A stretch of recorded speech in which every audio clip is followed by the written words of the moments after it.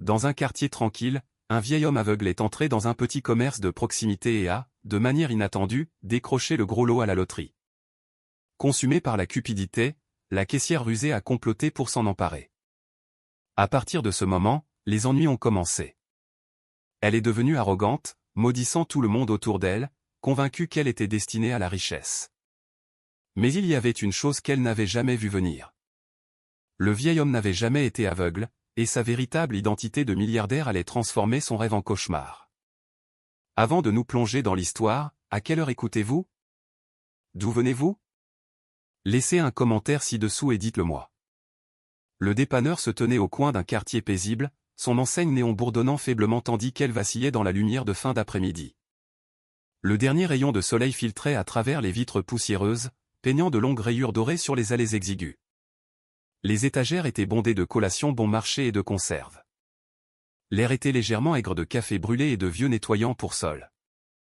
C'était le genre de magasin où les gens s'arrêtaient sans y penser, une toile de fond oubliable à des vies ordinaires. La clochette au-dessus de la porte émit un carillon creux alors que Jérôme Walker entrait. Il avait une silhouette étrange, grand, avec les épaules légèrement voûtées de l'âge, sa peau sombre et tannée. Sa chemise était vieille et usée aux coutures, ses chaussures fines et fatiguées. Une canne en bois tapotait doucement sur le carrelage, chaque pas délibéré. Son visage était en partie caché par une paire de lunettes noires, de celles qui faisaient instinctivement baisser la voix et détourner le regard avec sympathie. Pour le quartier, Jérôme était l'homme aveugle et silencieux qui vivait seul. Il le plaignait, le considérait comme inoffensif, fragile. Personne ne soupçonnait que ses verres sombres cachaient plus que des yeux voilés. Personne ne se demandait s'il pouvait voir plus qu'il ne le laissait jamais transparaître. « Bonsoir, monsieur Walker », dit Megan Harris de derrière le comptoir. Elle essayait d'être chaleureuse, bien que sa voix portât le tranchant de l'ennui.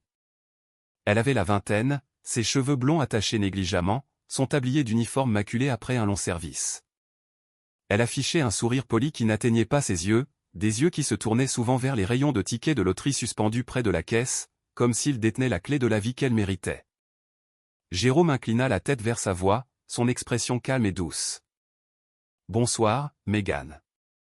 Je crois que je vais prendre un de ces tickets à gratter ce soir, juste pour le plaisir. » Sa voix était douce, riche, avec la patience sereine de quelqu'un qui avait vécu assez longtemps pour connaître la déception par cœur. Megan prit un ticket du rayon et le fit glisser sur le comptoir. La main de Jérôme bougea lentement, guidée par le toucher, comme si le monde autour de lui était ressenti plutôt que vu. Il paya avec quelques billets froissés puis sortit une pièce de sa poche. Ses doigts s'attardèrent sur le ticket avec soin avant qu'il ne commence à gratter. Le bruit du métal raclant le papier remplit le calme du magasin. Il se pencha près, comme s'il s'efforçait d'entendre la vérité cachée dans le ticket, les coins de sa bouche se courbant en un léger sourire entendu. Megan regarda d'abord distraitement, mais à mesure que la poussière argentée s'envolait, ses yeux s'écarquillèrent, sa respiration se coupa. Le ticket était gagnant. Pas seulement un petit prix, c'était un jackpot qui allait changer sa vie. Une décharge de chaleur lui traversa la poitrine. Elle agrippa le comptoir pour se stabiliser, son esprit tourbillonnant avec ce que ce ticket signifiait. Elle pensa à son travail sans avenir, à ses factures, à l'avenir dont elle se plaignait toujours qu'il lui échappait. Dans la poche de son tablier, ses poings se serrèrent jusqu'à ce que ses ongles s'enfoncent dans ses paumes. Jérôme, derrière ses lunettes noires, continuait de gratter, ses mouvements dénués de précipitation. Lorsqu'il eut fini, il posa le ticket et le fit glisser vers elle. « Voudriez-vous bien le vérifier pour moi, Megan ? Mes yeux ne voient plus grand-chose. » Son pouls tambourinait dans sa gorge. Elle déglutit, ramassant le ticket d'une main qui trembla juste assez pour trahir son excitation. Elle fixa les numéros, son esprit lui criant de saisir cette chance. Elle pouvait presque goûter la vie qu'elle promettait, liberté, pouvoir, évasion. Ses lèvres se courbèrent en un sourire, mais ses yeux brillaient d'une lueur plus acérée. « Je suis désolée, monsieur Walker, dit-elle doucement, glissant le ticket derrière le comptoir avec une aisance acquise. On dirait que vous n'avez pas gagné cette fois-ci. » Le sourire de Jérôme vacilla. Pendant un bref instant, il parut plus petit, comme si la déception l'avait accablé comme un poids familier. Il poussa un léger soupir, secouant doucement la tête. « Ah, eh bien, c'est comme ça. Peut-être la prochaine fois. » Il tendit la main vers sa canne, la tapotant légèrement en se retournant. La clochette tinta de nouveau lorsqu'il ouvrit la porte. La lumière dorée du soleil attrapa les verres de ses lunettes noires. Sa silhouette disparut à l'extérieur, engloutie par la lueur déclinante du jour. Megan resta figée, fixant le ticket dans sa main. La vérité lui brûlait les yeux, faisant rougir sa peau. Lentement, elle le plia, le glissa dans la poche de son tablier et, d'un mouvement rapide, ramassa un reçu froissé qu'elle jeta dans la poubelle. Pour quiconque l'aurait regardé, il semblait qu'elle avait jeté le ticket. Mais ses mains tremblaient alors qu'elle pressait sa paume contre sa poche, sentant les bords du prix qu'elle venait de voler. Un frisson avide lui parcourut les veines. Elle se mordit la lèvre, souriant à elle-même, ses yeux brillants sous le scintillement de l'enseigne néon. Dehors, le quartier était silencieux, l'air se rafraîchissant à la tombée du soir. À l'intérieur du magasin, le silence pesait, lourd du secret qui venait de naître. Megan jeta un nouveau coup d'œil à la porte, son pouce accélérant. Jérôme Walker était sorti dans la nuit, ayant tout l'air de l'homme aveugle et fatigué. Mais derrière ses lunettes noires, il avait caché plus que ses yeux, et elle n'avait aucune idée de qui elle venait de tromper. L'arrière-boutique, à l'arrière du magasin, était exiguë et sombre. Un espace étroit empilé de cartons et de caisses à moitié vides qui sentaient le carton et le vieux déterge. Une seule ampoule jaune pendait du plafond, bourdonnant faiblement, projetant de faibles ombres sur le sol. La pièce était silencieuse, à l'exception du léger ronronnement des réfrigérateurs à l'extérieur. Megan poussa la porte battante avec une explosion d'énergie, sa poitrine se soulevant et s'abaissant comme si elle avait couru 1 kilomètre. Elle s'appuya contre une pile de cartons et pressa sa main contre son tablier. La forme du ticket était ferme contre sa paume. La pensée de cela la fit trembler d'exaltation. Elle le sortit et fixa la surface brillante, les chiffres noirs audacieux désormais gravés dans son esprit. Ses lèvres s'entr'ouvrirent et un rire s'échappa, doux au début, puis plus aigu, remplissant la petite pièce d'un écho joyeux. Elle tenait le ticket au-dessus de sa tête comme une couronne, se murmurant « Ça y est. Ça change tout. » La porte grinça de nouveau. De lourds pas résonnèrent dans le couloir. Monsieur Collins apparut, remplissant l'embrasure de sa large carrure. C'était un homme d'une 50aine d'années, aux cheveux clairsemés, les épaules encore solides après des années de labeur. Son tablier était impeccable, ses yeux vigilants, toujours à l'affût, toujours à évaluer. Il s'arrêta en voyant ses joues rouges, ses yeux hagards, le ticket serré dans sa main comme une bouée de sauvetage. « Que se passe-t-il ici » Sa voix était basse, calme, mais il y avait un tranchant, le genre de ton qui suggérait qu'il sentait déjà les ennuis. Le sourire de Megan s'élargit. Elle s'avança audacieusement, agitant le ticket comme pour le narguer. « Ce qui se passe » dit-elle, sa voix résonnant de triomphe. « J'ai gagné, Collins. Vous m'entendez ? J'ai gagné, Collins. » Il plissa les yeux. « Gagné quoi ? Ça ?» Elle secoua le ticket en l'air, son rire jaillissant de nouveau. « Un jackpot. Un vrai. J'en ai fini avec cette décharge. Je n'ai plus à rester derrière ce comptoir. Fini les petites monnaies et les quarts ennuyeux. Je m'en vais. Je suis libre. » La façon dont elle le disait lui serra l'estomac. Sa voix était aiguë, presque maniaque, remplie d'une arrogance qu'il n'avait jamais vue chez elle auparavant. Il fit un pas lent à l'intérieur, croisant les bras. « Où avez-vous eu ce ticket ?» Les yeux de Megan clignotèrent un bref instant, mais elle se redressa aussitôt, la mâchoire ferme. « Quelle importance ?» rétorqua-t-elle. « Il est à moi. C'est tout ce que vous avez besoin de savoir. Je l'ai gratté. J'ai gagné. Et maintenant, j'en ai fini ici. » Collins l'étudia attentivement. Il avait géré ce magasin pendant des décennies, avait vu le désespoir dans les yeux des clients et la cupidité ronger les gens de l'intérieur. Quelque chose dans la façon dont elle se tenait là, serrant ce bout de papier comme s'il s'agissait d'oxygène, fit sonner toutes les alarmes en lui. « Vous semblez différente, » dit-il lentement. « Comme quelqu'un d'autre entièrement. » Megan laissa échapper un rire strident. « C'est peut-être parce que je n'ai plus besoin de faire semblant d'être gentille. Je n'ai plus à sourire aux étrangers et à récurer les comptoirs jusqu'à ce que mes mains soient à vif. J'ai attendu cette chance toute ma vie, et elle est enfin là. » Sa voix devint plus forte, plus aiguë, rebondissant sur les murs étroits. « Vous m'entendez, Collins? Je n'ai pas besoin de vous, ni de cet endroit, ni de personne. Je pars d'ici, et vous resterez coincé dans ce petit magasin, à compter des centimes pendant que je vivrai, comme j'aurais dû vivre depuis le début. » La mâchoire de Collins se serra. Il ne répondit pas tout de suite. Il la regarda simplement, son silence plus lourd que des mots. L'air entre eux s'épaissit. Megan bougea sous son regard, mais son menton resta haut, ses jointures blanches contre le ticket qu'elle refusait de lâcher. Finalement, il dit, « Faites attention, Megan. Parfois, les choses que nous pensons nous libérer finissent par nous enchaîner plus étroitement. » Elle leva les yeux au ciel, laissant échapper un rire bref et amer. « Épargnez-moi votre sagesse, vieil homme. J'ai été enchaîné à ce comptoir assez longtemps. Plus maintenant. » Elle le dépassa brusquement, la porte claquant violemment contre le mur alors qu'elle s'engouffrait à l'avant du magasin. Collins ne la suivit pas tout de suite. Il resta dans l'arrière-boutique sombre, fixant l'espace vide où elle s'était tenue, la poitrine serrée d'inquiétude. Quelque chose n'allait pas, terriblement mal, mais il ne parvenait pas encore à assembler toutes les pièces. Quand il arriva finalement à l'avant, Megan était déjà à la porte. Elle l'ouvrit d'une main ferme, sortant dans la lumière déclinante du début de soirée. Sa démarche était rapide, son dos raide de fierté, son sourire taillé d'arêtes vives. Elle pressa une main contre la poche de son tablier, rassurée par le poids de la fortune qu'elle croyait sienne. Collins s'arrêta à l'embrasure et la regarda partir. La clochette tinta faiblement tandis que la porte se refermait derrière elle. Il resta là, fixant la rue, les poings serrés sur les côtés, le calme pesant autour de lui, plus lourd que jamais. De l'autre côté de la rue, près du coin du magasin, un garçon s'attardait. Ethan, 12 ans, passait d'un pied sur l'autre, faisant semblant de jouer avec un petit caillou sur le sol. Il le poussait, puis le poursuivait, ses petites épaules voûtées, mais ses yeux le trahissaient. Ils étaient grands et fixes, braqués sur le dos de Megan alors qu'elle s'éloignait. Il avait tout vu. Il avait été dehors quand elle avait glissé le ticket dans sa poche.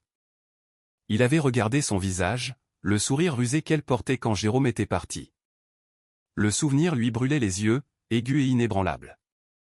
Les mains d'Ethan se serrèrent en poing le long de son corps, ses lèvres pressées, sa poitrine se soulevant et s'abaissant rapidement. Il voulait dire quelque chose, crier la vérité, mais les mots restaient coincés dans sa gorge.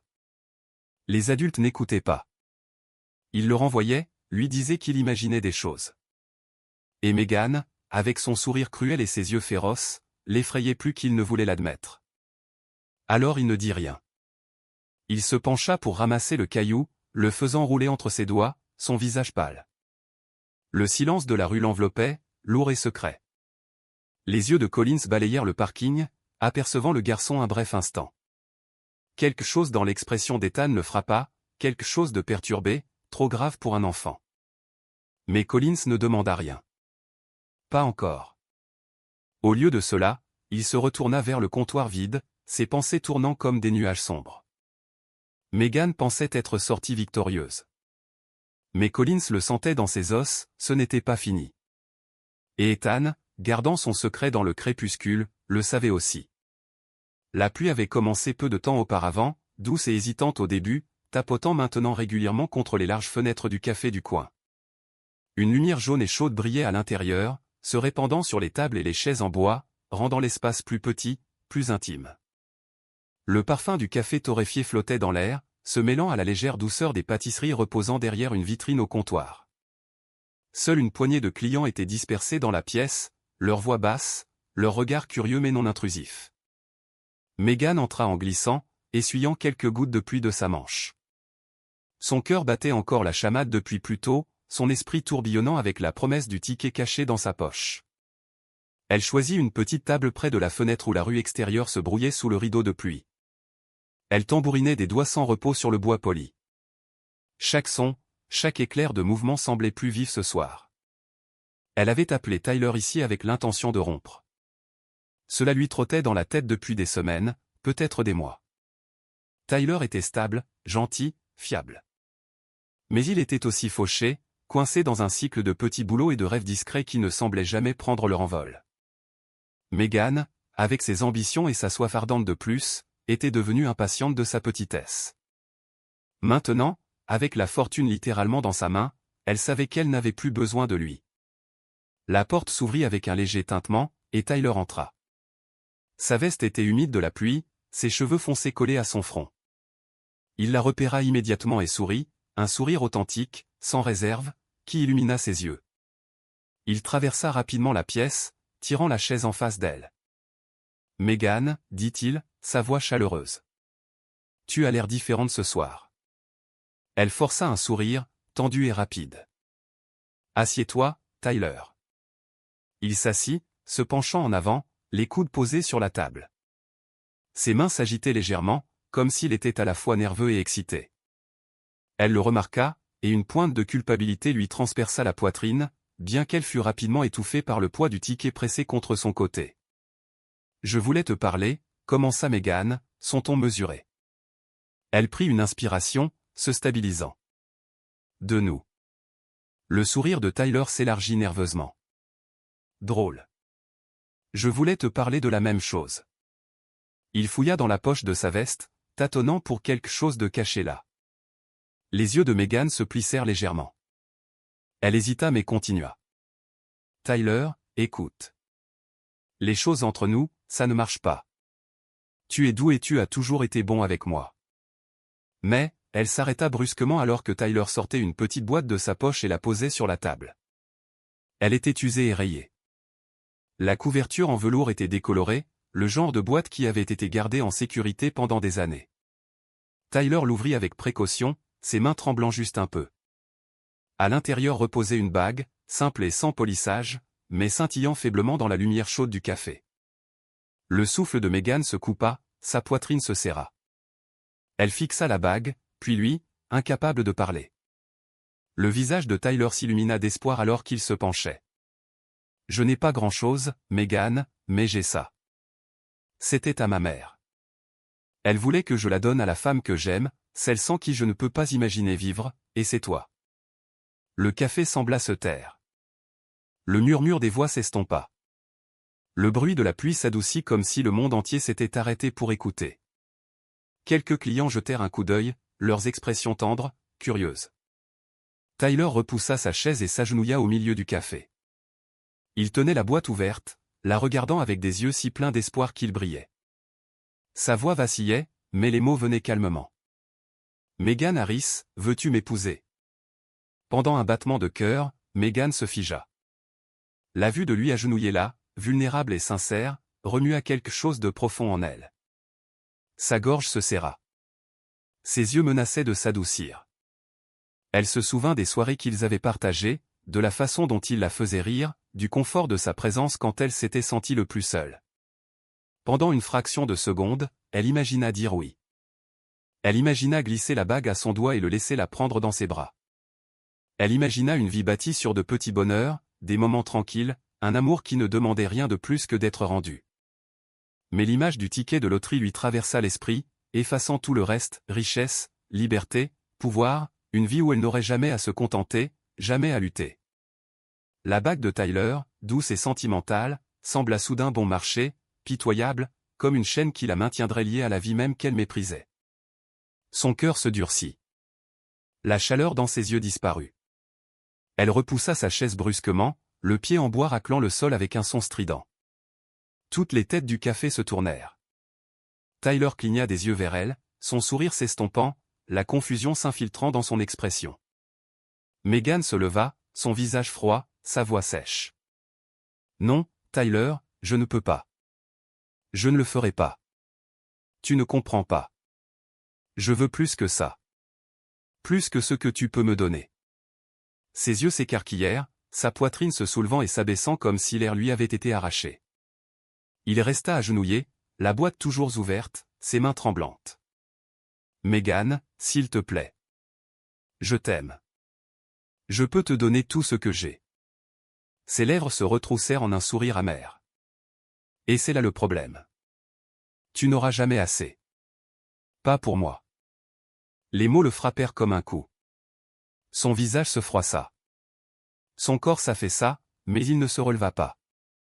Il resta agenouillé, la bague tremblante dans sa main, les yeux vitreux de douleur. Megan se détourna, ses talons claquant sur le sol. La porte s'ouvrit alors qu'elle passait, la pluie lui fouettant le visage, fraîche et aiguë. Elle ne regarda pas en arrière. Elle n'entendit pas le sanglot étouffé qui échappa à Tyler alors qu'il restait agenouillé, abandonné et brisé au centre du café.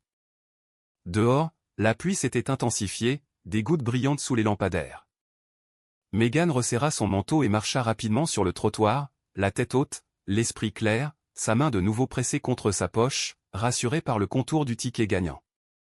Son cœur battait vite, non par culpabilité, mais par détermination.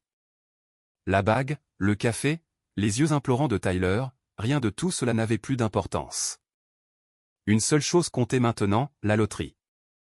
Le siège de la loterie se dressait à la lisière du centre-ville, un bâtiment de béton pâle et de verre qui ressemblait plus à une banque qu'à un lieu où l'on distribuait des fortunes. Des lumières fluorescentes brillaient à chaque étage, dures et inhospitalières contre le ciel du soir.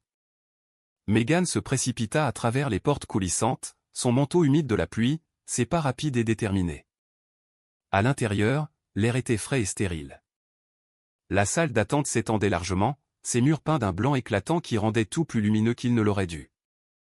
Des rangées de chaises métalliques étaient alignées soigneusement, leurs cadres d'acier dur et froid. Quelques autres personnes pleines d'espoir étaient dispersées parmi elles, tenant leurs tickets comme des rêves fragiles, leurs visages tendus d'anticipation. Megan se dirigea vers le comptoir la tête haute. Sa main glissa dans la poche de son tablier, agrippant le ticket une dernière fois avant de le sortir. Le papier lui semblait presque vivant entre les doigts, vibrant de promesses. Elle le posa sur le comptoir avec un soin délibéré, sa voix calme mais ferme. « Je voudrais échanger ceci. » Derrière le comptoir, M. Reynolds ajusta ses lunettes. C'était un homme d'une quarantaine d'années, son costume impeccable, sa posture précise. Il prit le ticket d'une main ferme, adressant à Megan un signe de tête poli mais mesuré. « Veuillez prendre place pendant que je vérifie ceci. » Megan expira, un léger sourire aux lèvres tandis qu'elle se tournait vers la salle d'attente. Elle s'assit sur l'une des chaises métalliques froides, le froid mordant à travers son manteau. Elle croisa les jambes, son pied tapotant sans repos sur le sol. Les autres réclamants restaient silencieux, les yeux baissés, mais le regard de Megan errait vers le haut, un focus. Dans son esprit, la pièce s'évanouissait. Elle ne voyait plus les murs austères ni les lumières bourdonnantes. Elle se voyait en robe de soie, montant dans des voitures étincelantes, ses doigts lourds de diamants. Elle imaginait des restaurants bondés se taisant à son entrée, l'admiration et l'envie sur les visages des étrangers. Elle s'imaginait laisser cette petite vie loin derrière, pour ne plus jamais être liée. Ses lèvres s'entr'ouvrirent alors qu'elle se murmurait « Bientôt, tout sera à moi ». Au comptoir, Reynolds examina attentivement le ticket. Ses yeux entraînés parcoururent les numéros, les codes barres, les tampons officiels. La machine bipa alors qu'il scannait, confirmant ce que Megan savait déjà, c'était un ticket gagnant, un très gros. Mais alors ses yeux se posèrent sur quelque chose d'imprimé dans les registres de réclamation, un nom qui apparut sur son écran. Son front se plissa. Pendant un instant, il se figea, ses doigts se resserrant légèrement sur le papier. Jérôme Walker. Le nom le frappa comme une cloche sonnant au loin. Il le connaissait. Il l'avait déjà vu, il y a longtemps, non pas dans les listes habituelles des gagnants quotidiens, mais dans les pages d'archives financières, enfouies dans l'histoire d'un homme qui avait autrefois été au centre d'une richesse énorme. Reynolds cligna des yeux lentement, se composant. Son visage resta calme, professionnel, mais ses yeux s'assombrirent de réflexion. Il jeta un bref coup d'œil à Megan, assise, sa jambe sautant nerveusement, son sourire aigu et avide. Quelque chose chez elle ne collait pas. Quelque chose dans sa façon de se tenir, trop effrontée, trop agitée. Reynolds abaissa le ticket, son esprit tournant plus vite. Il se souvint alors des articles, des murmures concernant Jérôme Walker, le visionnaire technologique qui avait disparu des décennies plus tôt après qu'une tragédie ait frappé sa famille. Si ce ticket venait vraiment de lui, alors cette femme ne racontait pas toute l'histoire. Néanmoins, Reynolds garda sa posture égale. Il glissa le ticket dans une pochette de protection et quitta tranquillement le comptoir. Ses chaussures cliquetèrent doucement sur le linoléum tandis qu'il se dirigeait vers les bureaux intérieurs. Son expression ne trahissait rien, mais ses pensées pesaient lourd. Megan remarqua que son absence s'étirait plus longtemps qu'elle ne l'avait prévu. Son sourire vacilla brièvement. Elle se redressa sur sa chaise, ses mains jointes sur ses genoux. Elle se dit que c'était la procédure, rien de plus. Les gros gains prenaient du temps à être confirmés. Pourtant, un mince fil d'impatience lui tira la poitrine. Elle ferma de nouveau les yeux, forçant son esprit à revenir à ses fantasmes. Une maison au bord de l'océan. Une voiture si neuve qu'elle sentait le cuir et la promesse. Fini les longs quarts de travail. Fini les visages fatigués. Fini les déceptions de petite ville. Elle imagina son nom murmuré avec admiration. Sa beauté encadrée de tissus coûteux. Sa vie enviée par tous ceux qui l'avaient un jour douté. Le bruit de pas approchant la ramena à la réalité. Elle ouvrit les yeux et regarda vers le couloir. Monsieur Reynolds revenait, mais il n'était pas seul. À ses côtés marchait Tyler. Le cœur de Megan s'arrêta. Son estomac se serra si fort qu'elle eut l'impression que le sol s'était dérobé sous elle. Le visage de Tyler était pâle, ses yeux assombris par la douleur, mais il y avait aussi une acuité, une détermination qu'elle n'avait jamais vue auparavant. Sa respiration se coupa, la panique flottant dans sa poitrine. Comment l'avait-il trouvé? Pourquoi était-il ici? Reynolds tenait la pochette de protection avec le ticket à l'intérieur. Son visage était calme, sa voix stable alors qu'il approchait. « Mademoiselle Harris, dit-il d'un ton égal. Voudriez-vous bien venir avec nous ?» Megan agrippa les bords de la chaise, ses jointures blanches. Elle força ses lèvres à sourire, bien qu'il tremblât au coin.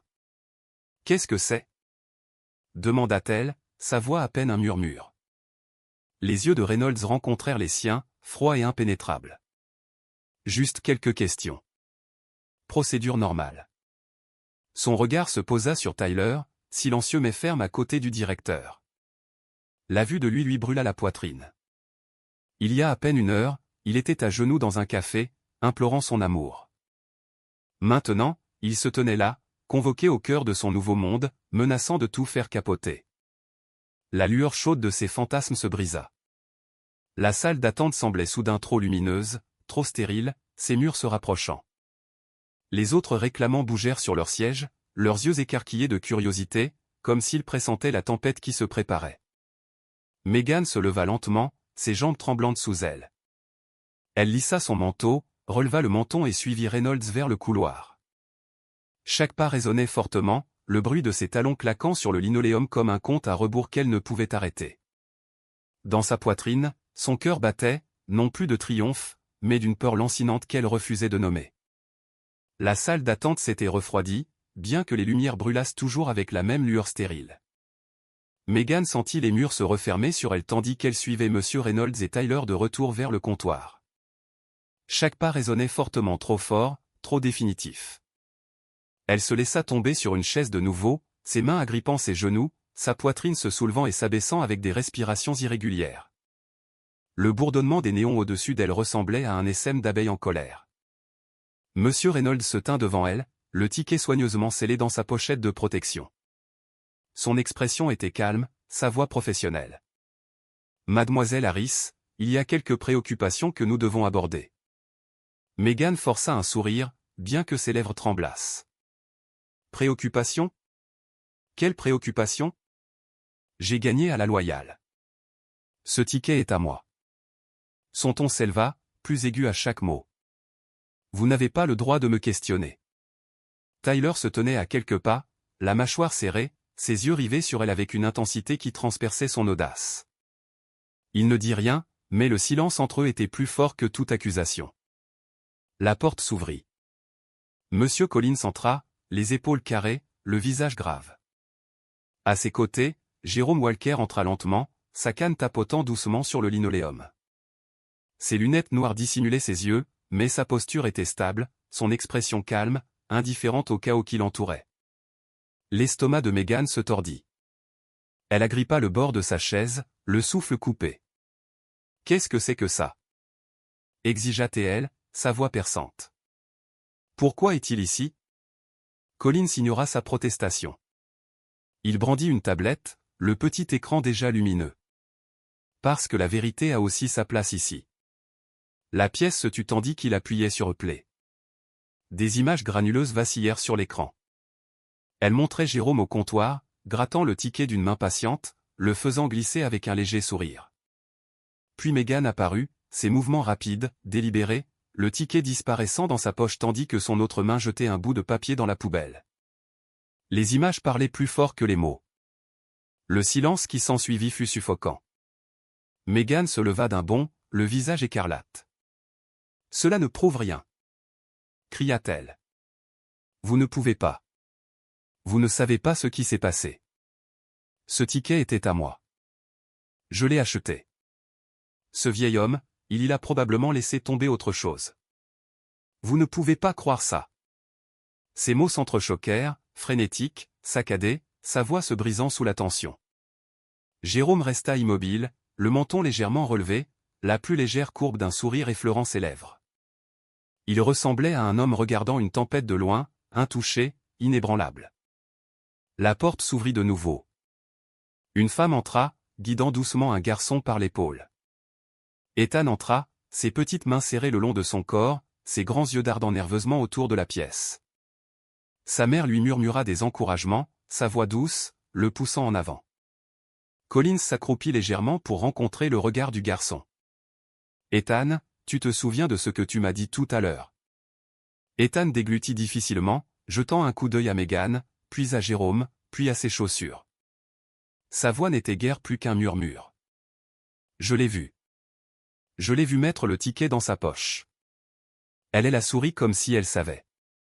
Puis elle lui a dit que ce n'était pas un gagnant. Megan bondit en avant, ses mains serrées, sa voix hurlant. « C'est juste un enfant. Il ne sait pas ce qu'il a vu. Vous ne pouvez pas le croire. » Ethan tressaillit, se pressant contre sa mère. Mais il ne retira pas ses mots. Sa petite voix traversa le silence lourd comme une lame, nette et indéniable. Le poids du témoignage du garçon s'abattit sur la pièce. Les défenses de Megan s'effondrèrent sous son poids. Sa poitrine se soulevait, ses yeux hagards. Elle se tourna vers Reynolds, sa voix désespérée maintenant. « Vous ne pouvez pas me faire ça. Ce ticket est à moi. Il est à moi. » L'expression de Reynolds était ferme, son ton résolu. « Mademoiselle Harris, la preuve est claire. Le ticket appartient à Monsieur Walker. » Ces mots la brisèrent. Megan hurla, sa voix rauque, son corps se débattant comme si le son lui-même pouvait annuler la vérité. Elle se précipita vers le comptoir, tendant la main vers la pochette qui contenait le ticket, mais deux officiers en uniforme intervinrent rapidement. Leurs mains attrapèrent ses bras, la tirant en arrière. Elle se tordit violemment, ses cheveux s'échappant de son attache, son visage déformé par la fureur et la peur. « Lâchez-moi » hurla-t-elle. « C'était censé être à moi. Vous ne comprenez pas. Je le méritais. Je le méritais. » Sa voix se brisa, s'effondrant en sanglots rauques qui emplirent la pièce stérile de leur rythme saccadé. Ethan enfouit son visage contre le côté de sa mère, tremblant. Tyler détourna la tête, incapable de regarder, la poitrine serrée à la fois de chagrin et d'incrédulité. Collins resta ferme, la mâchoire serrée, les yeux lourds de déception.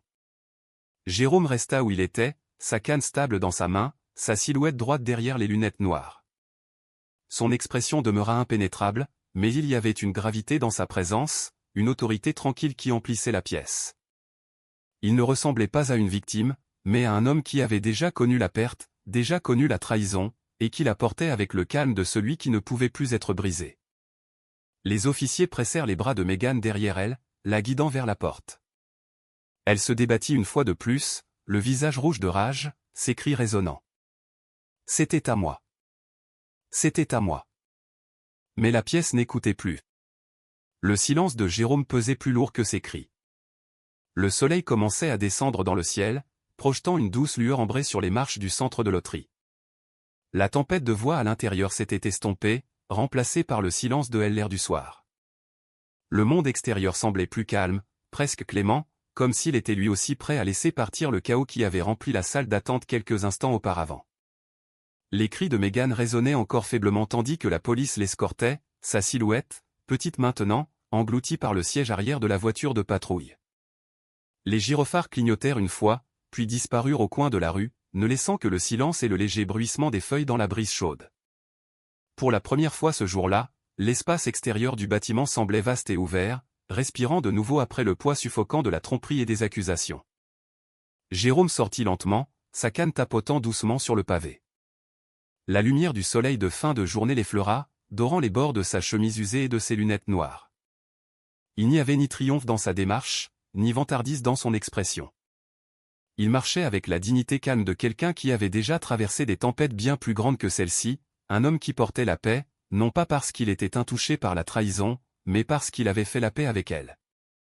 Monsieur Reynolds suivait de près, la pochette de protection toujours à la main. Il s'arrêta en haut des marches, puis descendit prudemment jusqu'à se tenir face à face avec Jérôme, sa posture redressée, son ton adouci par le respect. Il tendit le ticket des deux mains, ses yeux stables. « Monsieur Walker, » dit Reynolds, sa voix calme mais ferme. « Ceci vous appartient. » Jérôme leva lentement la main, prenant la pochette, ses doigts se refermèrent doucement autour d'elle comme si le bout de papier n'était pas différent d'un autre, juste un autre petit objet traversant sa vie. Il inclina la tête, un léger sourire effleurant ses lèvres. « Merci, » dit-il simplement, les mots portant le poids d'une calme finalité. Collins se tenait à proximité, ses épaules se soulevant et s'abaissant avec les restes de tension. Ses yeux suivaient Jérôme avec un mélange de soulagement et d'admiration. Il avait toujours su que le vieil homme se comportait avec une grâce particulière, mais ce soir, cette grâce semblait plus grande, plus lourde, quelque chose qu'il ne pouvait pas tout à fait nommer. Tyler s'approcha aussi, la poitrine encore serrée par la piqûre du rejet, mais son regard s'adoucit en se posant sur Jérôme. Il voyait chez l'homme âgé non pas la fragilité mais la force, une force enveloppée de douceur, le genre de force qu'il aspirait lui-même à posséder. Pendant un instant, debout dans la lumière déclinante du soleil, Tyler sentit une lueur d'espoir que le monde recelait encore des hommes dignes d'admiration. Reynolds baissa la voix, se penchant légèrement vers Collins et Tyler, comme s'ils partageaient un secret trop lourd pour des oreilles indifférentes. « Vous devriez savoir, » dit-il, ses yeux s'attardant sur la silhouette stable de Jérôme. Jérôme Walker n'est pas n'importe qui. Il y a des années, il était le fondateur de l'une des plus grandes entreprises technologiques du pays. Son nom remplissait autrefois les journaux. Les investisseurs le suivaient. Les concurrents le craignaient. Mais ensuite, la tragédie a frappé. Il a perdu sa femme et son fils dans un accident. Après cela, il a disparu, a quitté l'empire qu'il avait bâti. Personne ne savait où il était allé. Les sourcils de Collins se froncèrent, sa gorge se serrant alors qu'il reportait son regard sur Jérôme. La révélation le frappa comme un coup de tonnerre silencieux. Soudain, le calme du vieil homme, son silence, son étrange présence prenaient tout leur sens. Il n'était pas un pauvre homme aveugle au comptoir. C'était un homme qui avait jadis tenu le monde entre ses mains et choisi de le laisser tomber. Tyler sentit sa propre poitrine se serrer alors que la vérité s'installait. Il pensa au café, aux mots froids de Megan alors qu'elle piétinait son cœur. Le souvenir brûlait encore, mais en regardant Jérôme maintenant, il réalisa que la richesse ne criait pas toujours l'extravagance. Parfois, elle chuchotait à travers la dignité, à travers la patience, à travers la capacité à supporter la perte et à continuer d'avancer. Jérôme ne dit rien. Il resta simplement là, le ticket à la main, les épaules droites, le menton légèrement relevé vers l'horizon. La brise remua doucement les arbres, tirant sur les bords de sa chemise, portant l'odeur des rues mouillées par la pluie. Puis, du trottoir, le ronronnement profond d'un moteur se fit entendre. Une limousine noire se glissa en place, brillant sous la lumière dorée. Le véhicule était élégant, poli, le genre qui faisait tourner les têtes même dans les quartiers les plus riches de la ville. Le chauffeur sortit rapidement, vêtu d'un costume noir impeccable. Il se déplaça avec une grâce exercée, contournant la voiture pour ouvrir la portière arrière. Le moment resta suspendu. Collins et Tyler échangèrent des regards surpris.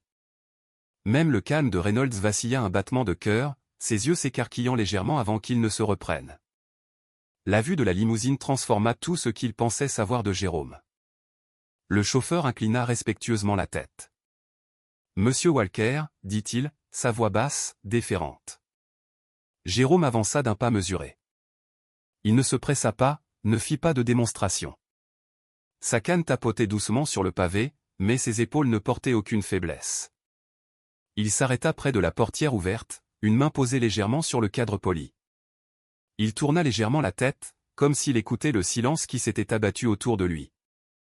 Collins déglutit difficilement, la gorge sèche. Tyler resta figé, son cœur battant dans sa poitrine. Ils comprenaient tous les deux maintenant. L'homme qu'ils avaient plaint, l'homme qu'ils avaient cru petit, ordinaire, fragile, il était tout autre chose, un géant caché. Jérôme releva le menton, le plus léger sourire effleurant ses lèvres. Ses yeux, bien que cachés derrière les lunettes noires, semblaient regarder bien au-delà d'eux tous, vers des lieux qu'ils ne pouvaient voir. Des lieux remplis de souvenirs, de pertes, de sagesse, achetés à un prix qu'aucune fortune ne pourrait rembourser. Sans un mot, il s'installa dans la limousine. Le chauffeur referma la portière d'un clic silencieux et respectueux. Le moteur vrombit. Le véhicule s'éloigna du trottoir, sa surface brillante captant les dernières traînées de soleil alors qu'il avançait. Collins et Tyler restèrent sur les marches, leurs yeux fixés sur la voiture qui s'éloignait. Aucun ne parla. Aucun n'en avait besoin. La vérité de ce qu'ils avaient vu était inscrite sur leur visage, respect, admiration, et la compréhension naissante qu'ils avaient été en présence d'un homme qui incarnait bien plus que la richesse. Car Jérôme Walker n'était pas simplement un gagnant par hasard. Il était la preuve de ce qui se cachait derrière les apparences, de la facilité avec laquelle la cupidité pouvait être démasquée, et de la façon dont la dignité pouvait perdurer là où la fortune chancelait. La limousine tourna le coin et disparut dans la lumière ambrée du soir. Et dans le silence laissé derrière elle, l'image de Jérôme demeura, gravée dans leur cœur, non pas comme un vieil homme aveugle et frêle, mais comme un milliardaire déguisé, une âme trempée par la perte, une figure qui portait avec lui le poids tranquille d'une leçon que personne dans cette pièce n'oublierait jamais. Rejoignez-nous pour partager des histoires significatives en cliquant sur les boutons j'aime et s'abonner. N'oubliez pas d'activer la cloche de notification pour commencer votre journée avec des leçons profondes et une empathie sincère.